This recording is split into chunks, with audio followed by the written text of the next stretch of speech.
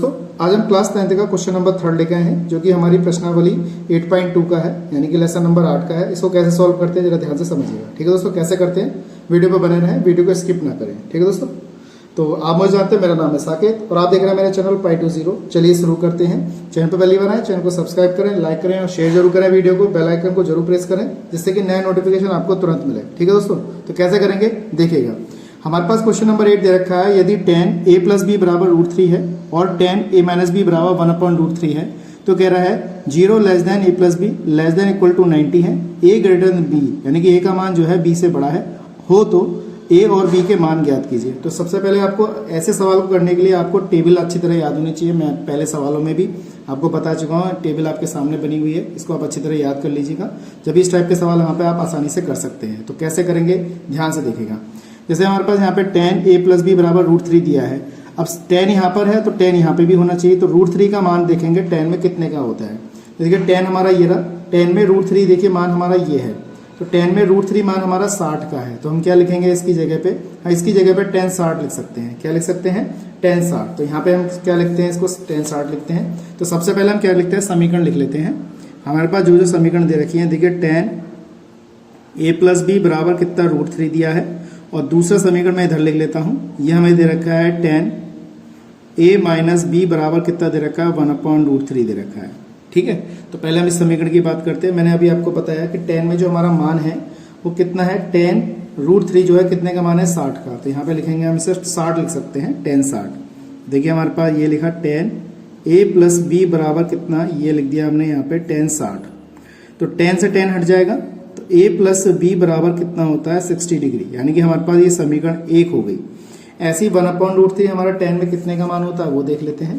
देखिए हमारे पास ये tan है और tan में 1/√3 कितने का मान है, 30 डिग्री का, यानी कि 30 डिग्री का कोण है।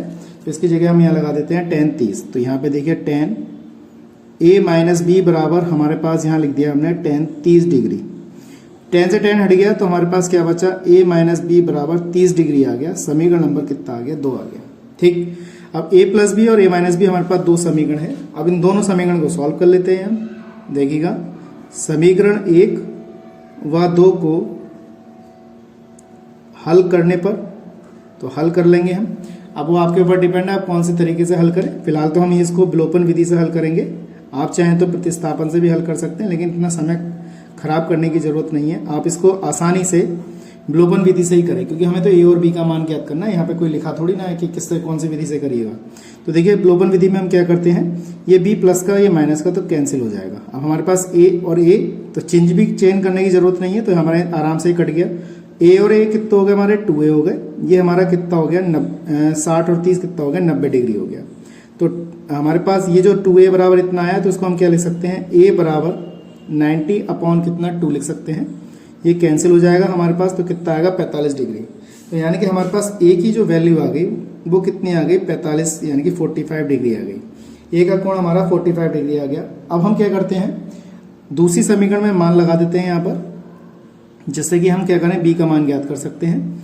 आप किसी एक समीकरण को पकड़ लीजिए। मैंने समीकरण 1 पकड़ लिया। समीकरण 1 में a बराबर 45 डिग्री रखने पर a प्लस कितना है, b बराबर हमारे पास 60 है। a की वैल्यू हमारे पास कितनी है, 45, b की वैल्यू हमें ज्ञात करनी है यहाँ पर, और ये हमारा 60 डिग्री हो गया।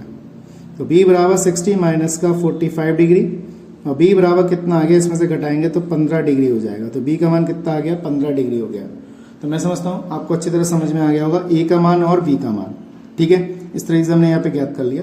तो यही हमें क्या करने थे, यहाँ पे ज्ञात करने थे। सो क्वेश्चन में ये तो लिखा है कि a और b के मान ज्ञात कीजिए, तो हमने यहाँ पे क्या किया, a और b के मान यहाँ पर इसे ज्ञात कर लिया। तो मैं समझता हूँ आपको ये अच्छी तरह समझ में आ गया होगा। क्वेश्चन कैसे हल किया हमने, बहुत ही आसान तरीके से किया।